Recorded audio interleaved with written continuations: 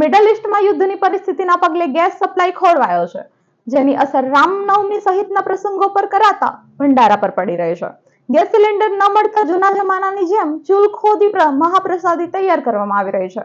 Middle ઇસ્ટમાં ચાલી રહેલ યુદ્ધના પ્રભાવ હવે સ્થાનિક સ્તરે પણ જોવા મળી રહ્યા છે. ગેસ સપ્લાયમાં ખલેલ પડતા ભંડારામાં મહાપ્રસાદ તૈયાર કરવામાં મુશ્કેલીઓ ઊભી થઈ ગઈ છે. ગેસ સિલિન્ડરની અછતને કારણે આયોજકોને વૈકલ્પિક વ્યવસ્થા કરવી પડી રહી છે.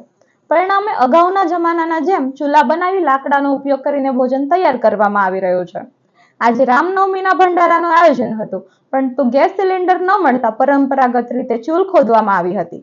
હાલમાં લગભગ ₹70 પ્રતિ મણના દરે લાકડા ખરીદી ભોજન બનાવવામાં આવી રહ્યું છે. આ બદલાવને કારણે રસોઈ પ્રક્રિયા વધુ સમય ખાવું અને મહેનતભરી બની ગઈ છે. છતાં ભક્તોને મહાપ્રસાદ પહોંચાડવામાં કોઈ કમી રાખવામાં આવી નથી. વૈશ્વિક પરિસ્થિતિનો સીધો પ્રભાવ હવે સામાન્ય જીવન અને ધાર્મિક કાર્યક્રમો પર પણ પડી રહ્યો છે.